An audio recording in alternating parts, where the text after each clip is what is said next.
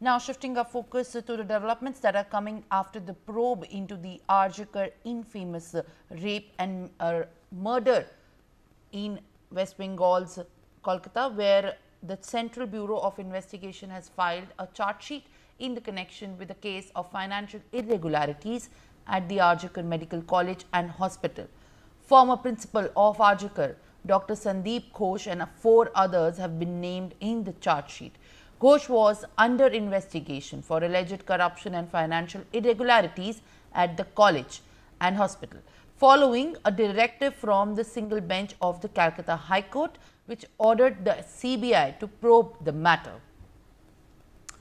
All right, my colleague Renik joins me live for more details. Renik, now charge sheet in the case of financial irregularities, now naming 4 others accused other than Sandeep Ghosh has been filed by the CBI. The Central Bureau of Investigation has in fact also named others and the other individuals who probably have been behind the heinous rape and murder that has been committed with the trainee medic at the Arjikar Medical College and Hospital. What are the other contents where in fact the crucial details of the charge sheet have been emerged?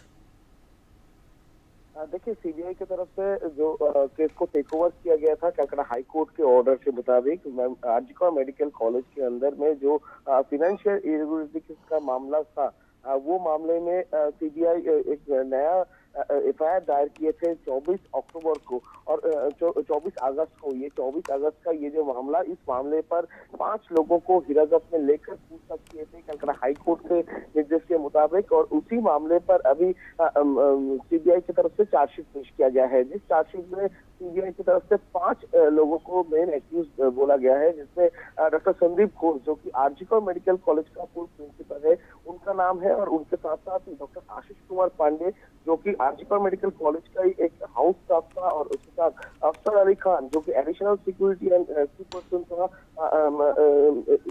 Ishan cafe का, और उसके साथ साथ ही विप्लव सिंह और सुमन हाजरा जो दोनों proprietor है MS smart Hazra medical का। ये 5 लोगों को मेन एक्यूज ठहराया गया है इस चार्जशीट में। सीबीआई की तरफ से चार्जशीट में मेंशन किया गया है कि संदीप घोष और इन लोगों के खिलाफ में ऐसा एविडेंस सीबीआई का हाथ लगा है। टोटल जो एविडेंस है, एविडेंस का डिटेल्स इस चार्जशीट में पेश किया गया है, और उसके साथ साथ ही सीबीआई की तरफ से ये भी चार्जशीट में मेंशन किया गया है कि पहले जो केस रजिस्टर किया गया था 19 अगस्त को कोलकाता पुलिस की तरफ से, उस केस में 120B 420 IPC and section 7 of PC act दिया गया था। मगर ये मामले का इन्वेस्टिगेशन करते हुए सीबीआई के हाथ में जो इंफॉर्मेशन लगा है, उसी के बेसिस पर इसी चार्जशीट में ये 5 लोगों के खिलाफ में आईपीसी का सेक्शन में 120B section 409 section 420 section 468 section 471 of IPC और सेक्शन 7 सेक्शन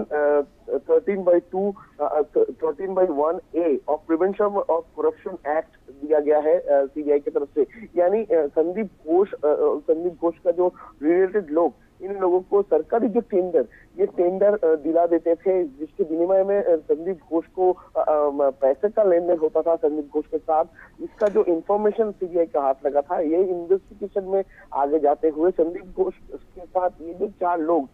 4 लोग मिलकर जो करप्शन करते थे, जो फाइनेंशियल इरेगुलरिटी हुआ था, इसका ही सबूत सीबीआई का हाथ लगा है। ऐसा ही चार्जशीट में सीबीआई की तरफ से पेश किया गया है। यानी एक तरफ जब आरजीकर मेडिकल कॉलेज में रेप एंड मर्डर का मामले पर सीबीआई की तरफ से चार्जशीट देने के बाद ही इसमें चार्ज फ्रेम होने के बाद ही ट्रायल पीरियड चालू हो चुका है। उसके बाद ही 3 महीने के बाद ये जो फाइनेंशियल इरेगुलरिटीज का मामला था, जो मामला कलकत्ता हाई कोर्ट में आरजीकर मेडिकल कॉलेज का ही पूर्व प्रिंसिपल अख्तर अली की तरफ से अपील किया गया था कि उस केस को भी सीबीआई को हैंडओवर किया जाए। उसी मामले को जब कलकत्ता हाई कोर्ट